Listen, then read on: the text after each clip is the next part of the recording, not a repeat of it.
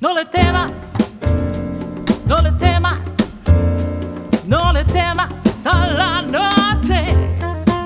No le temas, no le temas, no le temas a la noche. Deslizando las estrellas, lejos de tu sueño. Bonjour Cécile Rénal. Bonjour Denis Lancel. Merci de nous accueillir dans ton atelier. Alors on s'est connus il y a une dizaine d'années, tu étais en mer, il faut que j'explique.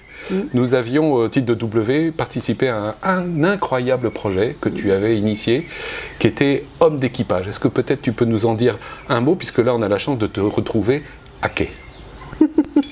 Ok, oui, c'est ça, depuis un moment déjà. Oui, c'était un projet de résidence avec mon travail de sculptrice dans un porte-conteneurs et où la question qui se posait, c'était comment rendre visible l'équipage de ces bateaux que l'on voit passer. On n'est pas loin du Havre, on voit beaucoup de porte-conteneurs passer. Et on ne voit jamais les humains qui font avancer les porte-conteneurs. Voilà. Et donc la question pour moi c'était est-ce qu'on peut aller travailler, devenir invisible à son tour et travailler au milieu de ces hommes invisibles ou de ces femmes et faire le portrait de ces personnes. Donc je suis montée pendant 3 mois. 90 jours et 90 nuits sur ce cargo et j'ai fait partie de ces rotations. Et tu as apporté une tonne de terre, je crois, non ? Oui, voilà, j'ai embarqué avec une tonne de terre, mais la terre c'est vite très lourd, c'est très dense. Et donc une tonne de terre c'est pas énorme en volume. Voilà, mais. Tu pouvais pas emporter plus ? Non, et puis surtout que les mètres carrés, les centimètres carrés sont chers sur un porte-conteneur. Et donc tout ce que j'amenais prenait beaucoup trop de place. Donc voilà, j'avais très peu de place, et pour stocker le matériel et les outils, et même pour réaliser les portraits, ce qui a donné une série de sculptures d'assez petite dimension. Ouais. Alors on va découvrir, hein. Je propose à tous ceux qui nous regardent d'aller voir Homme d'équipage. Je pense que le film doit être toujours en ligne sur YouTube. Le film est en ligne, il est sur mon site, il est sur YouTube, je ne sais pas, mais oui. Qui est une traversée où il n'y a pas une parole. Voilà. Il y a quelques bribes de son. Ouais. Et on avait travaillé le montage avec W, voilà. Et voilà, c'était assez belle aventure. Magnifique. Ouais. Alors, pour mieux faire ta connaissance, ma chère Cécile, je vais faire une petite liste à l'après-vert. La prison, la maison de retraite, l'hôpital, le couvent et le cargo, tu viens d'en parler. Peut-être tu peux nous expliciter cette liste qui finalement retrace à grands traits ton parcours artistique et ta spécificité, ta personnalité. Qu'est-ce qui relie l'ensemble de ces stations ? Alors il y en a une autre, c'est les réserves d'un musée. Et qu'est-ce qui relie ces différentes espaces ? Je pense que c'est l'invisibilité dont on parlait tout à l'heure. Le fait que notre monde est constitué de plusieurs mondes qui ne se côtoient pas forcément et surtout qui ne se connaissent pas forcément et où il y a une grande part d'invisibilité pour les uns et pour les autres d'ailleurs, parce que l'invisibilité elle n'est pas réservée à la prison ou à la maison de retraite ou au couvent, mais ce sont des lieux en tout cas de discrétion, de retrait, subi ou choisi, parce que dans le couvent c'est choisi, et moi j'avais trouvé beaucoup d'intérêt à faire le portrait des sœurs hospitalières, ça c'était au Québec. Voilà, je pense que c'est ça le lien, c'est le fait que ce sont des lieux, comment ça s'appelle les maisons, il y a les... Ce sont les obscurs. Et qu'est-ce qui te pousse à partir à la rencontre de ces mondes obscurs ou non visibles ?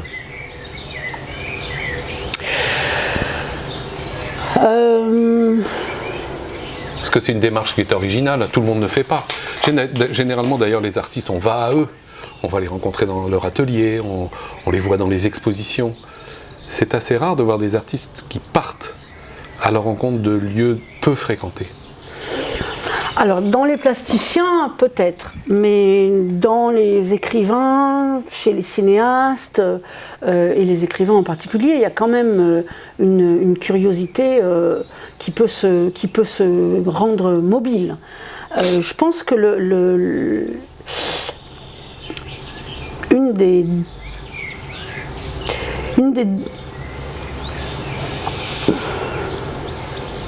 je cherche le mot.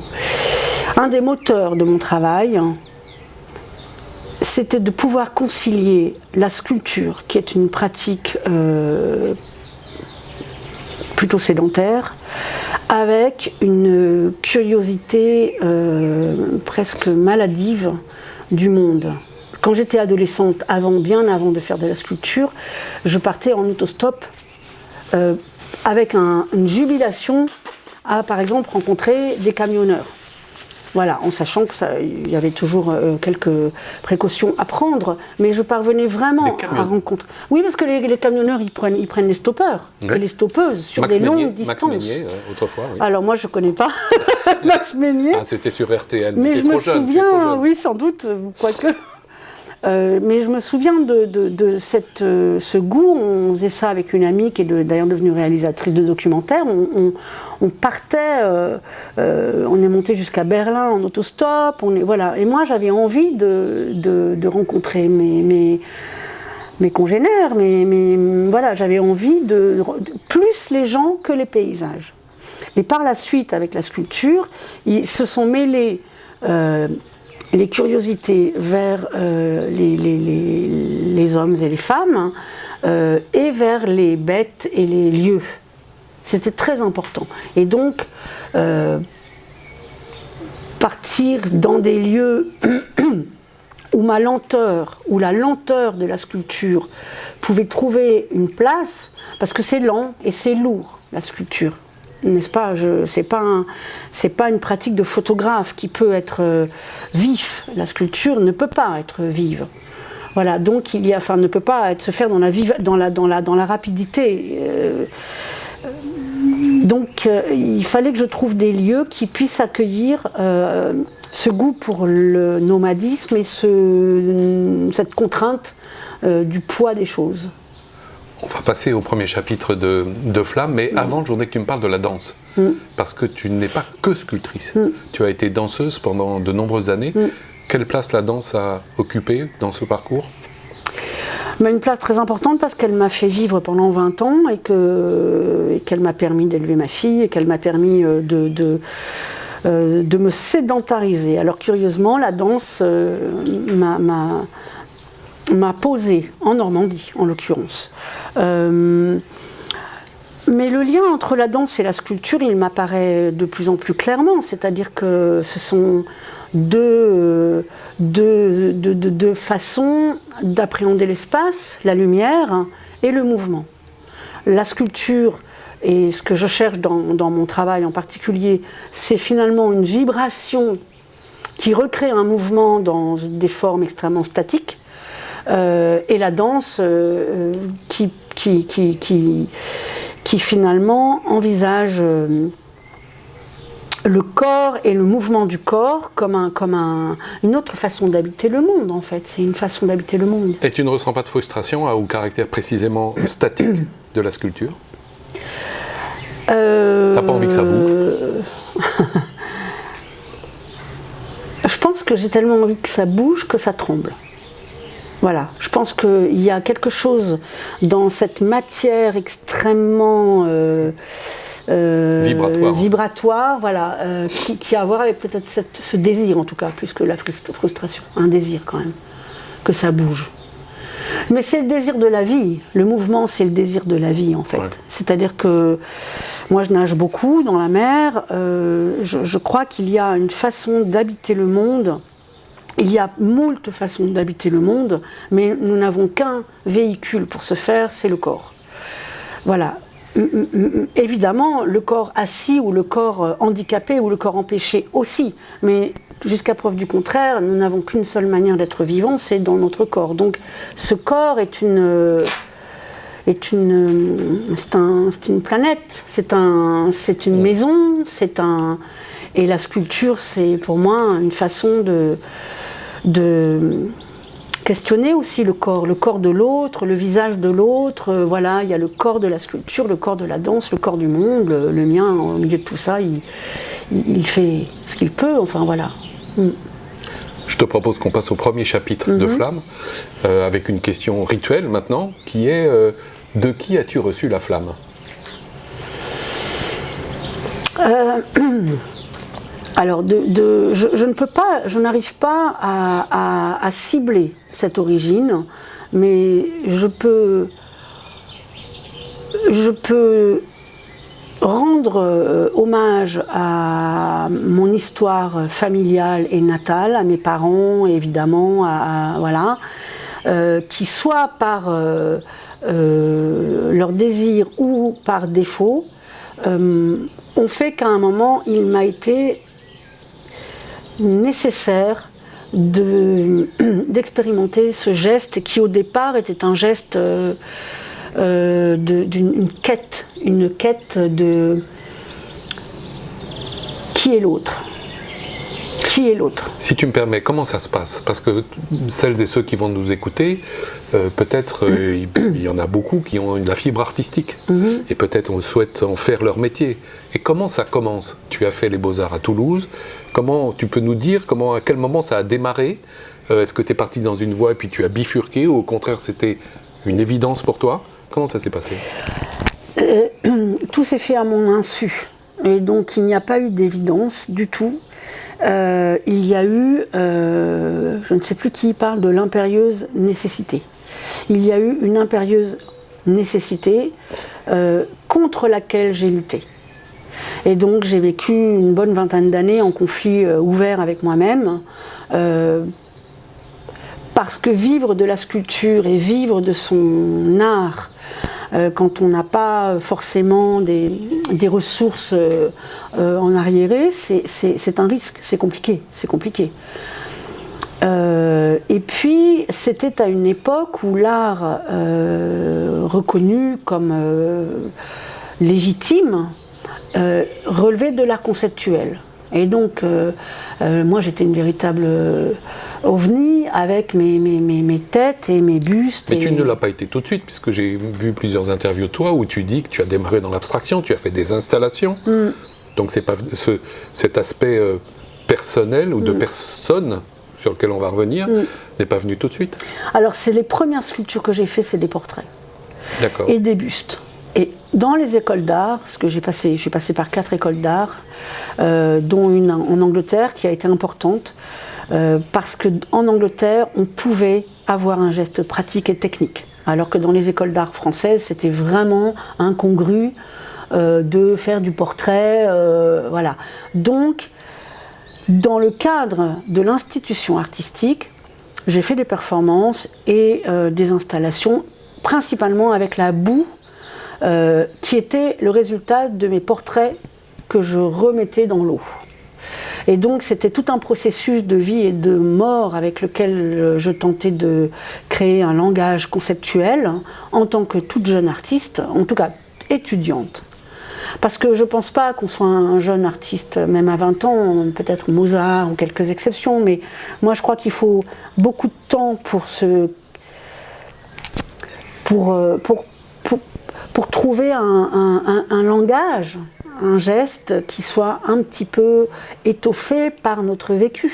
Est-ce que tu es en train de dire que quand on est jeune, ou peut-être ça a été ton cas, tu as été jeune, mais à quel moment tu t'es dit « je suis artiste » ?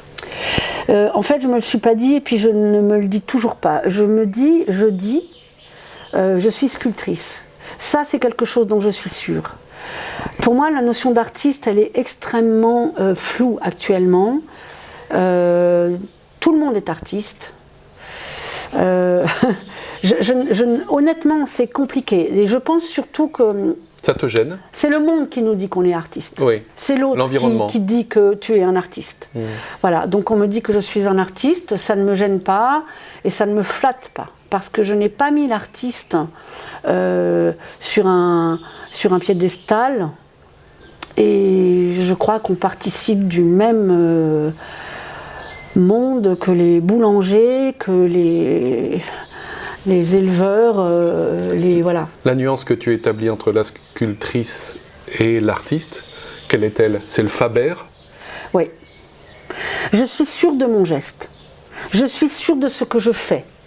Je suis sûre que ceci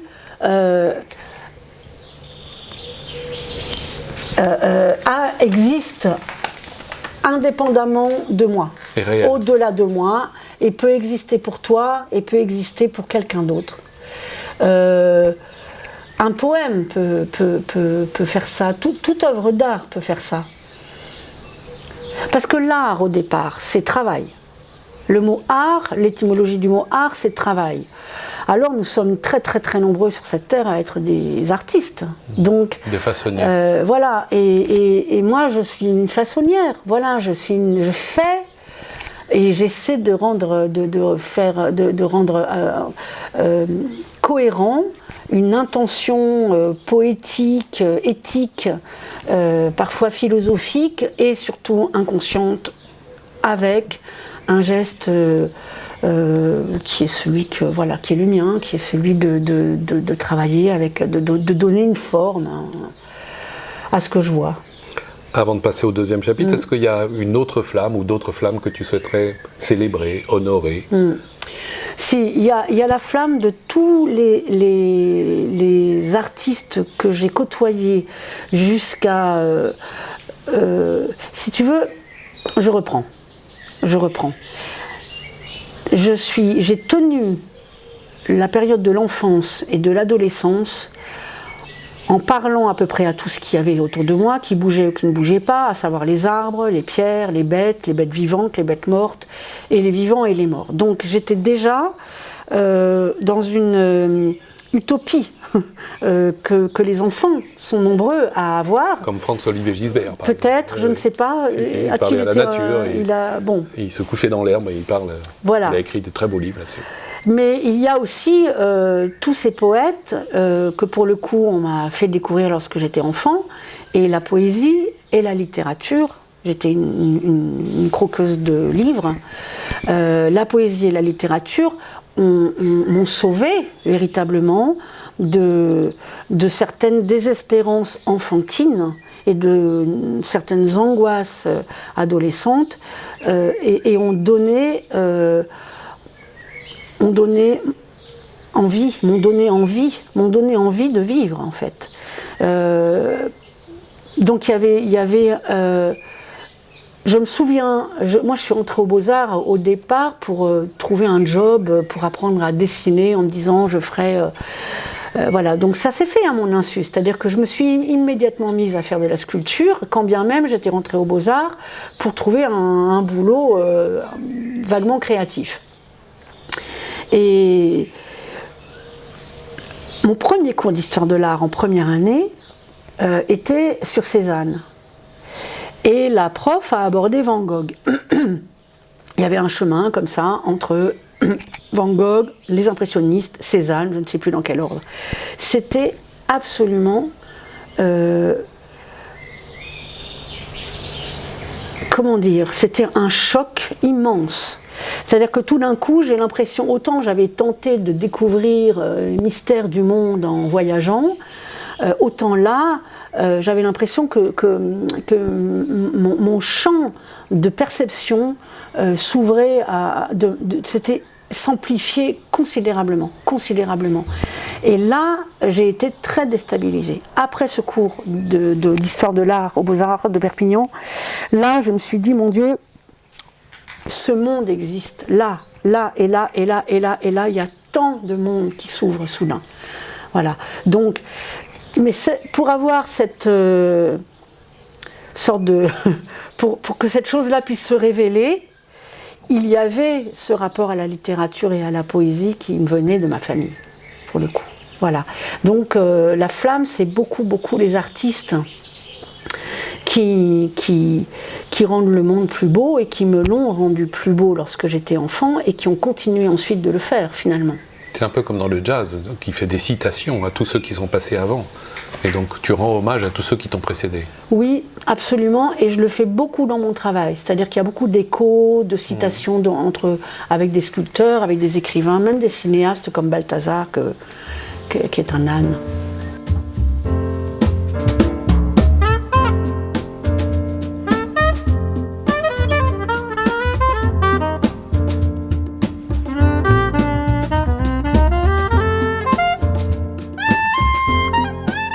Je te propose qu'on passe au deuxième chapitre. Le deuxième chapitre est consacré à la flamme que tu as et que dont tu souhaites te servir pour éclairer des personnes, éclairer une cause, un combat. Tu as carte blanche. Bon, il y a cette invisibilité, ce désir qui a été très moteur pour moi de mettre en lumière des situations, des vies qui étaient dans l'ombre. Et il y a la flamme très concrète de mon travail, puisque, comme tu le sais, il passe par le feu et par la flamme, et cette flamme fait qu'il passe ou qu'il casse. Voilà, il passe l'épreuve du feu, ce travail. Les sculptures passent l'épreuve du feu. Qu'est-ce que ça veut dire? C'est très rituel. Oui, qu'est-ce que ça signifie? C'est un rapport... Ce passage à la flamme? Oui, c'est un rapport très archaïque, très primordial, qui est le rapport au feu. J'ai un endroit assez archaïque dans ma façon de vivre, et assez... primaire, c'est un peu violent parce que... Mais un peu... animal, je dirais. Animal. Je dirais plutôt animal. Et j'ai une grande considération pour l'animal, et j'ai une grande considération pour l'animal en nous. Et je pense que nous sommes entre l'animal et le sacré. Et je pense que le rapport que j'ai à mon travail relève par exemple, ce geste de l'enfumage et de la cuisson avec des flammes vraiment que je tente d'apprivoiser. C'est très... je crois que quand on n'aura vraiment plus le droit du tout de chauffer nos mains à un feu de bois, malheur aux humains. Voilà, je crois qu'il y a des choses comme ça très... constitutive de notre âme, de notre humanité. Et je crois que c'est ça que j'ai envie de transmettre aussi, en tout cas pas de transmettre, mais j'ai envie de participer à la flamme du monde. Je crois qu'il y a beaucoup alimenter le feu. Alimenter le feu, le grand feu qui pourrait être un petit peu plus un feu de joie, et qui est souvent... Un feu de peine. Un feu de sacrifice et de violence, ouais. Voilà. Ouais. Et moi, j'ai toujours fait de ce feu un peu comme une cuisinière, finalement, qui, parce qu'elle cuit son gâteau, il est beau, et il est fini, et il est mangeable. Alors que le gâteau, sans qu'il soit passé par le feu, il est informe. Chacun pourra aller voir les images de cuisson parce qu'elles sont très spectaculaires sur les réseaux. Ton four, il est à 4 mètres. Là. Oui. Moi, je me suis toujours demandé, parce que j'ai eu le plaisir d'assister à plusieurs de tes cuissons, qu'est-ce que tu ressens pendant une cuisson?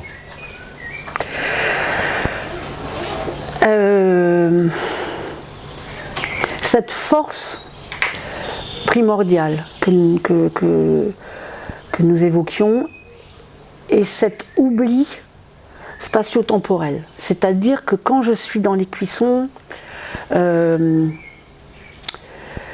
c'est comme la danse. C'est le même oubli, c'est-à-dire une ultra-présence Parce que, évidemment... Ce n'est pas un abandon. Ce n'est pas un abandon, ce n'est pas... non, c'est une acuité, une façon d'être extrêmement ici et maintenant, au présent, au milieu de la complexité, de la beauté, du danger. Mais ça dépasse la simple vigilance. Ça n'est pas que de s'assurer que le four n'explose pas. Ah ben non, ah ben oui, ça dépasse. Ah oui, ça dépasse. Mais oui, parce que tout est en train de se faire. Tout est en train d'advenir. Tout ce pourquoi j'ai œuvré... Depuis parfois des mois. Voilà. C'est maintenant que cela va être abouti et va être donné, va pouvoir être éloigné de moi, va pouvoir s'éloigner de moi et prendre sa place ailleurs, loin de moi. Parce que ça, c'est très important. C'est tout un... Moi, je me vis fortement aussi comme un alambic, comme un lieu de transformation. Et nous sommes des flammes, des petites flammes très fugaces d'ailleurs. Mais je pense que c'est une manière très affûtée de se sentir en vie. Et la cuisson, c'est un moment où Et puis c'est un moment où le travail l'emporte. C'est comme les marins en mer, ils ont tout un savoir-faire, ils ont une connaissance de l'environnement, ils peuvent juste naviguer à côté ou dans la tempête ou dans la calmie. Ils composent. Il y a un moment où il faut qu'on garde cette humilité-là, je trouve. Et le travail l'emporte, dis-tu? Oui. Ça l'emporte sur quoi? Sur le geste artistique? Oui, sur l'intention. Sur l'intention. Et ça s'appelle aussi l'inconscient. Et moi, je crois que je le cherche beaucoup dans mon travail. Et je crois que dans le rapport à l'autre, dans le portrait, il y a un moment où j'espère que la porosité, la même porosité finalement, la porosité à l'instant présent, la porosité là, à être exactement à la place où je suis, en face de toi, ne va être parasité par rien d'autre de mon passé, de ton futur, de ton... Tu vois, que ce présent, l'instant, nous sommes ici, là, en vie, avec les chants de ces oiseaux, avec tout ce qu'il y a autour et qui est le moment. Très perceptible. Donc c'est l'éternité. Peut-être tu pourrais nous redire un mot du portrait. Pourquoi le portrait? Tu as, à contre-temps, tu nous l'as très bien expliqué tout à l'heure, tu as eu l'intérêt pour le portrait, le savoir-faire du portrait. Moi, je suis très frappé par la ressemblance, puisque j'ai le plaisir de connaître certains de tes modèles, de t'avoir vu travailler. Qu'est-ce que tu éprouves en faisant un portrait, plutôt que des œuvres abstraites ou des formes géométriques?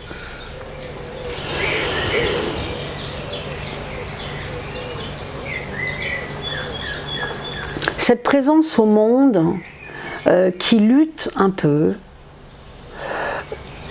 contre l'isolement et cette injonction à l'individu roi, et on ne peut pas être un individu tout seul, on ne peut pas exister sans l'autre, et je crois que là aussi il y a un archaïsme très profond. Le mystère de nos vies et de notre finitude fait de nous des êtres qui avons besoin de nous raconter, de nous représenter, de représenter cette courte passage sur cette terre. Et je viens d'une tradition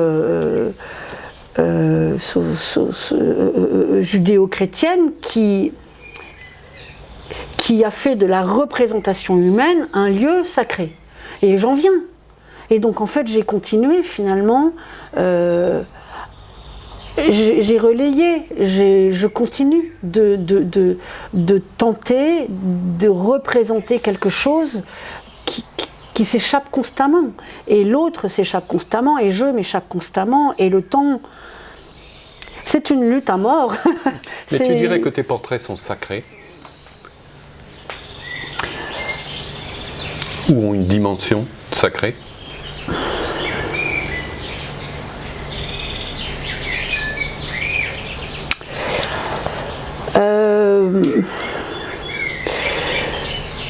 C'est une...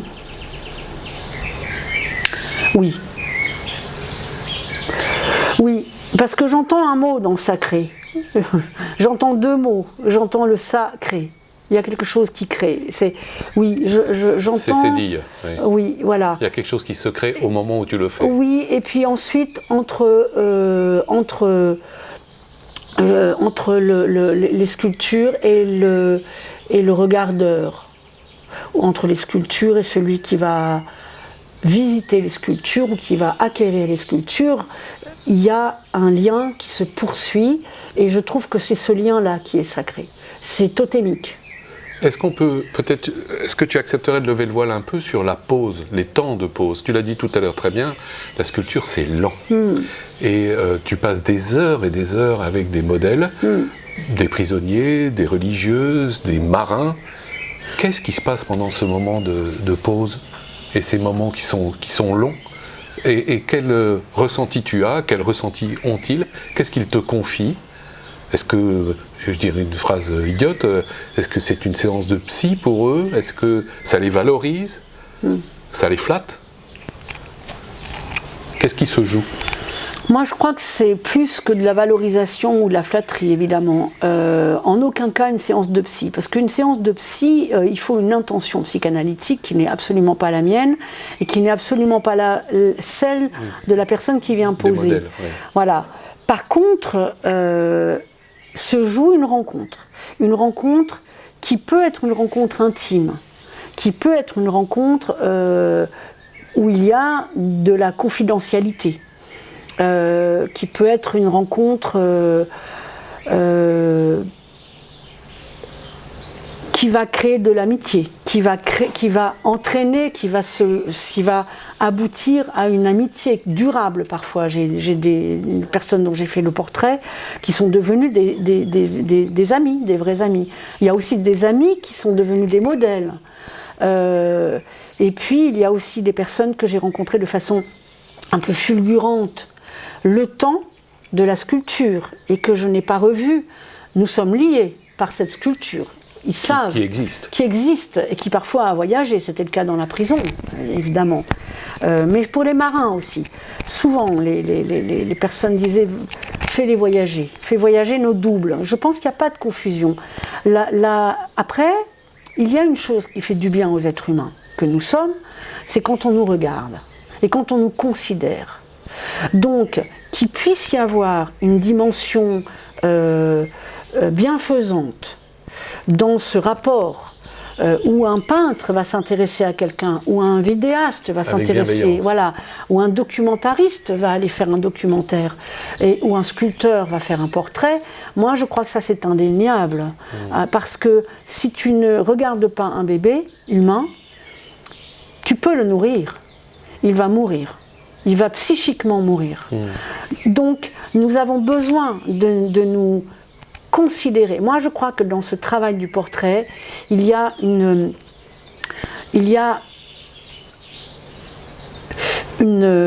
considération inhabituelle. Parce que c'est inhabituel de regarder quelqu'un pendant 20 heures, 30 heures de sa vie. Jamais, même dans le cadre de relations avec nos bébés, ou avec nos amours, voilà, mais notre bébé, on a beau le trouver absolument, c'est le plus grand chef-d'œuvre de la Terre, voilà, on ne va pas le regarder, voilà. Alors que mon regard, il est très très insistant, il est, voilà. Après, comme tout le travail de ces artistes dont je ne sais qu'il faut nommer artistes, mais en tout cas, on est au risque de l'intrusion, de l'intrusif. On est au risque oui,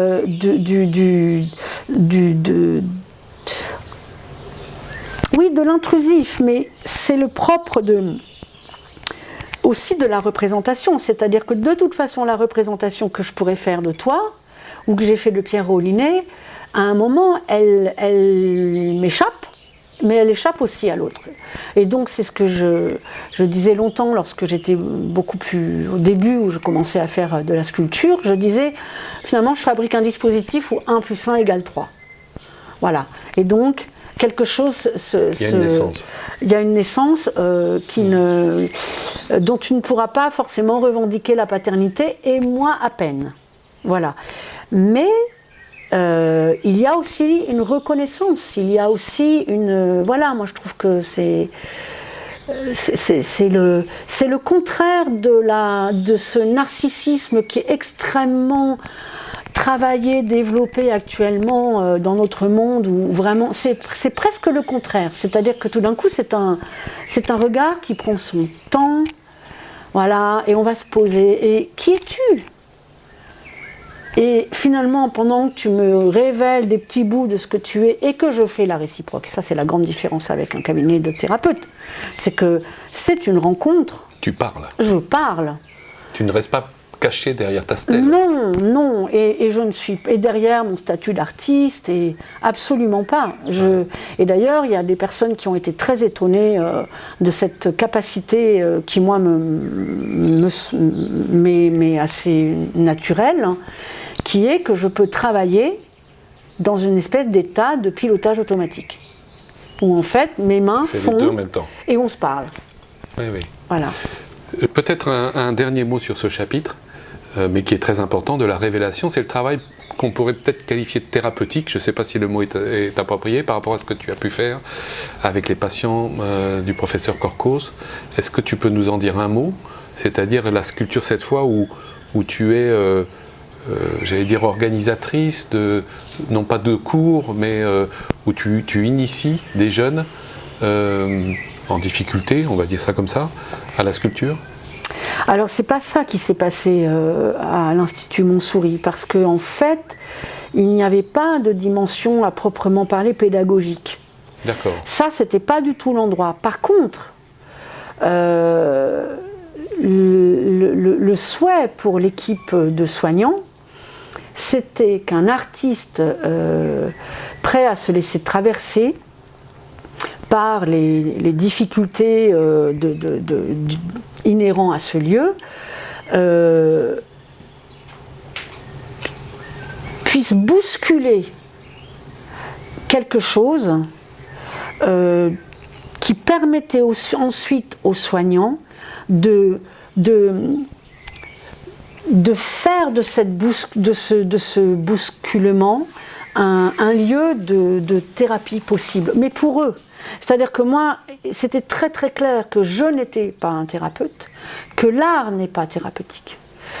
L'art ne sauve de rien, d'ailleurs, si l'art sauvait de quoi que ce soit, le monde ne serait pas là où il est. Mais par contre, il y a dans la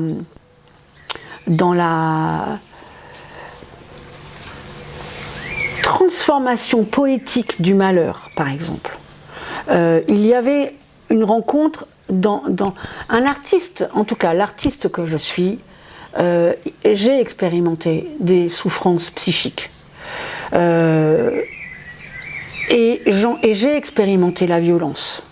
J'ai expérimenté les choses qui sont dans ce travail. J'ai expérimenté le secret, j'ai expérimenté le dégoût, l'envie de voilà. Tu as traversé tout ça. Voilà, parce qu'on le traverse tous aussi.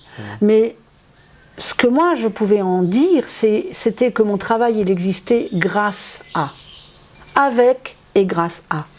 Et ça, pour des adolescents très en souffrance, hypersensibles, souvent fort intelligents et fort lucides sur un certain... Oui, très aiguisés. Conditions existentielles aussi, tu vois, c'était des êtres aiguisés, oui.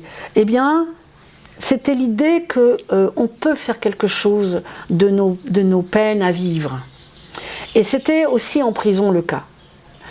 Quand je tapais sur des bustes en terre et que je donnais des coups de couteau, parce que je le faisais et je le fais toujours, je disais à ces hommes, mais oui, il y a de la violence en moi. Il y a de la violence dans nous, hommes et femmes, et enfants, et voilà. Mais moi, ma violence, j'en fais ça. C'est grâce à et pas malgré ça. Et oui, et puis j'en fais ça, c'est-à-dire que je tape pas sur les autres. Et même, je dirais que j'envisage qu'est-ce que c'est taper. Donc, c'est un lieu de transformation, de transfert. Évidemment, là, les psys, ils étaient très, très preneurs. Et puis, j'ai été aussi dans un lieu où les psychiatres qui travaillent là-bas sont, pour la plupart d'entre eux, quasiment tous, des grands amateurs d'art, de littérature, et pour qui la psychiatrie, la psychanalyse et l'art sont des lieux de plus grande compréhension de l'âme humaine. Et un psychiatre, il faut bien qu'il se frotte un peu à l'âme humaine, parce que les médicaments, ça ne règle pas les problèmes existentiels.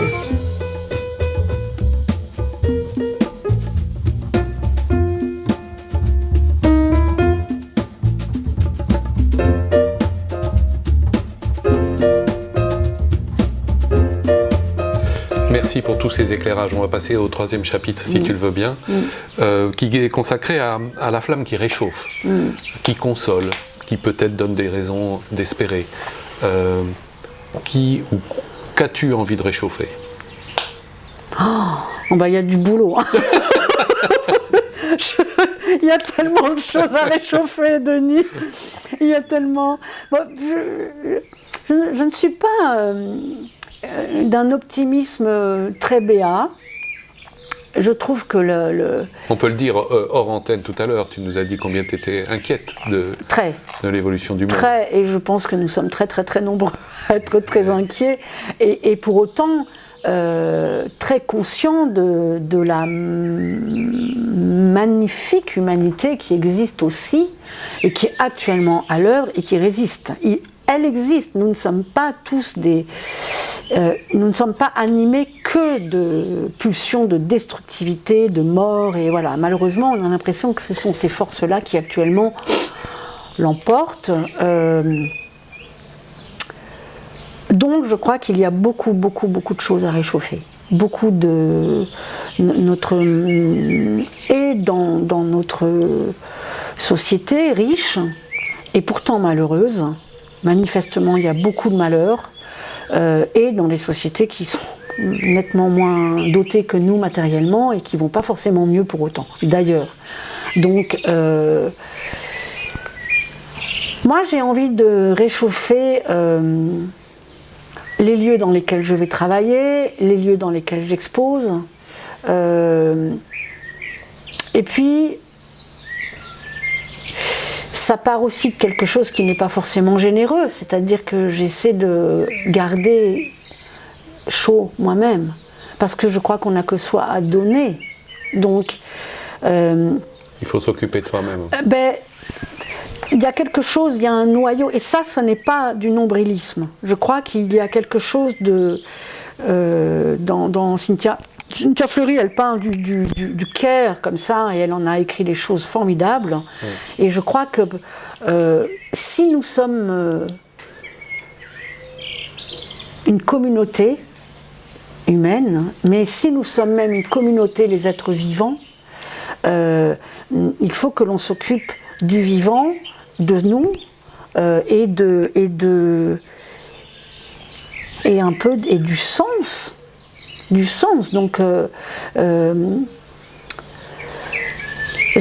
oui, si je peux réchauffer quelque chose, si je peux contribuer à garder un peu de sens au fait de naître, de vivre et de mourir, parce que c'est ça qui est presque tabou actuellement. On meurt plus, quoi. Ça n'existe plus. D'ailleurs, vieillir, c'est obscène. Enfin, c'est quand même... Voilà. Et moi, je trouve que mon travail parmi d'autres œuvres, c'est de rendre beau ce qui, je ne sais pas, cette femme, c'est pas un top modèle, quoi. Et j'avais envie de la rendre belle parce qu'elle l'était. Et on peut être beau, vivre très longtemps, vieillir, c'est très beau, et garder du sens un peu. Tu parles souvent du métier de vivre. Qu'est-ce que tu veux dire par là? Eh bien, je crois qu'on se construit, je crois que notre humanité, elle n'est pas donnée. Je crois qu'on arrive en tant que mammifère humain au monde, ça oui, c'est donné, génétiquement c'est donné. Mais je crois qu'on devient un être humain. Je ne sais plus qui disait on ne naît pas femme, on le devient, ça doit être Elisabeth Badinter.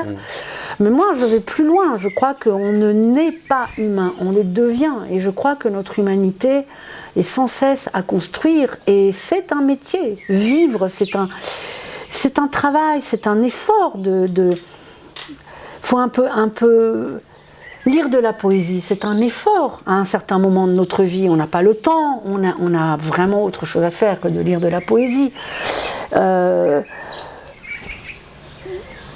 Se parler, là, c'est un effort, ça demande une disponibilité que tu n'as peut-être pas, je ne sais pas, des déplacements. Toi non plus, d'ailleurs. Moi non plus, d'ailleurs, ou que j'ai, enfin, ou que je donne et que tu donnes. Donc, je crois que aimer, c'est un apprentissage.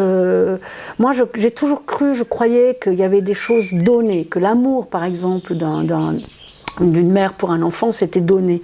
Bien sûr que non. Bien sûr que non. Le monde est plein d'enfants mal aimés, le monde est plein d'enfants abandonnés, le monde est plein de mères qui elles-mêmes ont été très mal aimées et ne sont pas des mères aimantes. Donc en fait, même ça n'est pas... Rien n'est donné. Et comment on apprend le métier de vivre? Par les autres? Je crois, bon, je veux pas être péremptoire du tout, mais par la conscience que les contingences ne suffisent pas et que la matérialité de l'existence ne nous dit pas tout. Que tout n'est pas... qu'il y a des mystères, des énigmes qui peuvent être spirituels, qui peuvent être psychiques, qui peuvent être poétiques, et que faut rentrer en dialogue avec elles et que... Elle se laisse découvrir. Elle se laisse découvrir ou pas, elle se laisse découvrir si on les cherche. En fait...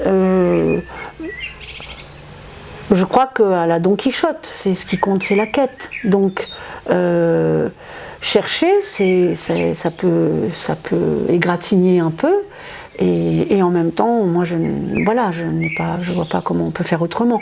Donc, oui, moi, je crois que vivre est un... Voilà, il faut faire le job, comme diraient certains. Cécile, on achève le parcours de cette flamme par le 4e chapitre qui est cette fois la flamme que tu as envie de transmettre. Tu nous en as déjà abondamment parlé, mais peut-être à qui ou pourquoi ou vers qui as-tu envie de transmettre cette flamme? Finalement, tout ton travail, Cécile dans 15 ans, 20 ans, voilà, quand tu te retourneras par rapport à tout ce parcours, toutes ces rencontres, toutes ces œuvres exposées à travers le monde, en France, dans le sud de la France, au Havre, etc. Voilà. Qu'est-ce que tu te diras ou qu'est-ce que tu as envie de laisser?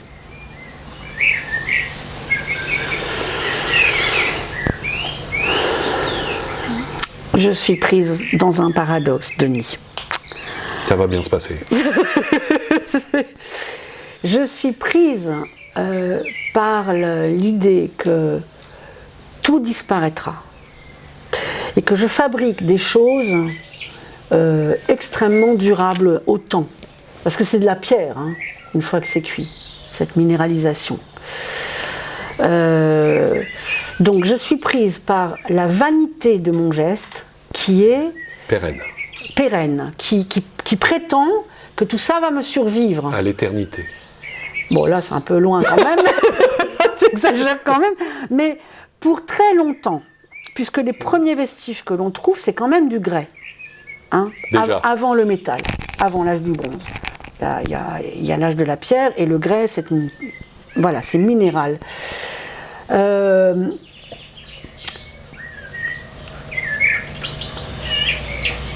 Et je suis prise aussi par la contradiction qu'il y a dans l'ambition de la question à laquelle tu m'invites à réfléchir, l'ambition, c'est-à-dire qu'est-ce qu'on va laisser quand on ne sera plus là? Qu'est-ce qu'on va donner comme envie? Évidemment, j'espère que mon travail, encore une fois, peut contribuer à la beauté du monde.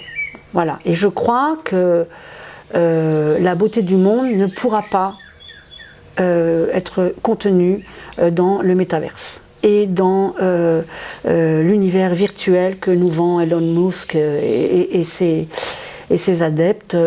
Voilà. Donc, évidemment que tout mon travail s'insurge contre cette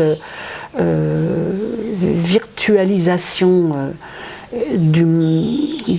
qu'on essaie de nous vendre, hein, qui rend tout le monde fou, et que j'essaye et que j'espère transmettre à travers la matérialité très formalisée de mon travail, que quelque chose de la poésie, de la fable, de l'histoire qu'on se raconte depuis de tout temps. Les humains, on s'est raconté des histoires. Donc j'espère que je vais continuer, et que ce travail surtout, va continuer de raconter des histoires. Parce que finalement, cette histoire, c'est Peau d'âne. Il existe en grand. Mais Peau d'âne, tout d'un coup, n'est plus seulement cette fille qui échappe à un père incestueux en se cachant sous la peau d'un âne sanguinolent qui chiait des lingots d'or, mais c'est deux ânes qui ont la même peau. Alors évidemment que j'espère que ce que contient voilà, pourra continuer d'être interprété à l'infini et de manière différenciée par le spectateur qui la regarde. Parce que moi, je l'ai envisagé comme ça, mais finalement, ce qui est intéressant dans un travail, c'est que chacun puisse se raconter son histoire. C'est comme les contes, ça, en fait. Voilà, c'est une... J'espère que ça va... Ouais, c'est ça. Il y a un sujet dont tu as peu parlé, ce sont les femmes. Parce qu'il y a peu de sculptrices femmes. Est-ce qu'il n'y a pas dans ton travail le fait que tu serais heureuse que d'autres femmes, des jeunes femmes, peut-être celles qui nous regardent ou nous écoutent, disent mais finalement c'est possible, je peux être sculptrice, je peux vivre de mon art en étant une femme? Mais bien sûr, Denis, mais bien sûr, mais je suis soit trop jeune, soit pour me considérer comme un possible modèle. Mais par contre, je suis très très en accord avec ce que tu viens de dire, c'est-à-dire que il y a beaucoup de femmes qui sont représentées dans mon travail et oui, que bien sûr qu'être sculptrice, c'est accessible à tout être humain, même un homme. Est-ce que tu reçois de jeunes artistes femmes? Est-ce que tu enseignes? Est-ce que tu es au contact avec des jeunes qui viennent te voir en disant « vous l'avez fait » et tout le monde me dit que c'est impossible? Oui, il y a des jeunes, des étudiants des écoles d'art qui viennent parfois en stage à l'atelier, et puis j'enseigne, mais sous forme de stage. Je ne donne pas de cours, parce que c'est beaucoup trop contraignant par rapport à mon emploi du temps, mais je donne des stages, et quand je donne des stages, je me donne absolument entièrement et techniquement, parce qu'on m'a tout appris. Ce sont les autres qui m'apprennent, qui m'ont appris. Et j'ai continué par l'expérience propre, et moi je pense que tout ce qui n'est pas donné est perdu. Donc, à chaque fois que je suis en mode d'enseignant, à chaque fois que je suis en train d'enseigner, vraiment, pour le coup, je donne tout. Donc ça, je le fais, c'est pas mon activité principale, mais je le fais en Suisse, je le fais en France, je le fais à l'atelier quand les personnes sont très motivées. Parce que j'ai un petit problème de patience, et donc si les personnes sont vraiment... C'est-à-dire que moi, j'ai tellement engagé ma vie dans mon travail, que c'est très difficile pour moi, je l'ai fait à un moment, c'est très difficile pour moi de donner des cours de modelage à des gens pour qui c'est une pratique ludique, une pratique un petit peu de loisir. Par contre, quand je me retrouve dans des par exemple, je donne des stages dans une école, pas dans une école, excuse-moi, dans un centre d'art brut en Suisse, qui s'appelle le CREAM. Et les artistes bruts qui sont là ont tous des handicaps de tous ordres, mais ils sont extrêmement engagés dans leur geste artistique. Et là, quand je travaille, c'est sous forme de semaines entières. Là, quand je travaille avec eux, on plonge absolument dans la même eau. Et tout ce que je cherche à ce moment-là, c'est que leur sculpture puisse tenir debout et que lorsque je ne suis plus là, ils puissent continuer à faire tenir debout des tas de terre, hein, parce que voilà. Donc et à donner forme à leur 3D, à leur esprit en 3D, parce qu'ils travaillent beaucoup en deux dimensions, mais cette 3D, elle demande une technique, la sculpture. Que tu peux un peu plus facilement évacuer dans le dessin. On peut tous dessiner, voilà, la sculpture, il y a un moment, il faut quand même que tu aies un petit peu d'outils pour démarrer, quoi. Donc oui, la transmission, je me suis pas destinée à l'enseignement, mais à la transmission à tous les niveaux, c'est-à-dire même un petit temps comme ça, une rencontre, c'est ça. Merci beaucoup, Cécile. Merci à toi. Tu sais que la flamme ne s'éteint jamais. Et je voudrais peut-être en guise de conclusion qu'on revienne 2 minutes, parce que grâce à toi, tu nous as passé à la flamme, si je puis dire, et qu'on revienne sur la cuisson. Parce que je crois que tu as un procédé de cuisson qui vient du Japon. Peut-être on peut terminer comme ça, que tu nous évoques cette mode de cuisson que j'ai trouvé passionnant. En fait, c'est un détournement d'une technique japonaise que les potiers ont trouvé dans les années 70 quand ils se sont mis à voyager, et ils l'ont nommé le raku. Et c'était pour... le raku servait à la céramique des empereurs. Mais c'était des tout petits objets en céramique, et le choc thermique, parce qu'en fait, je vais essayer d'être brève, tu cuis ton argile par palier, et ensuite tu laisses redescendre, tu vas à un seuil de température, tu laisses redescendre. 1200 degrés, c'est ça ? 1200 degrés pour le grès. Tu laisses redescendre et tu ouvres ton four et la terre est froide. Dans le raku, c'est très différent. Tu fais monter ta terre à température et à 900 ou 1000 degrés, tu ouvres ton four et tu trempes tes objets, tes céramiques, dans des bains de matière végétale qui vont transformer les émaux, en fait. Et tous les oxydes vont devenir eux-mêmes, vont changer les molécules et vont devenir, par exemple, un oxyde de cuivre va devenir des coulures de cuivre. Et moi, j'ai détourné cette technique et je n'ai gardé que le choc thermique et l'enfumage, puisque je ne suis pas céramiste et donc il n'y a pas du tout de travail d'émaillage. Et donc, je ne garde que la carbonisation. Et c'est une carbonisation qui donne vie, au lieu d'être une carbonisation qui fait disparaître. Et là, il y a toute l'origine de mon travail qui surgit. Et je laisse soin à chacun de l'interpréter. Merci Cécile de nous avoir donné vie. À tout bientôt. Merci beaucoup Denis. Au revoir Cécile. À bientôt.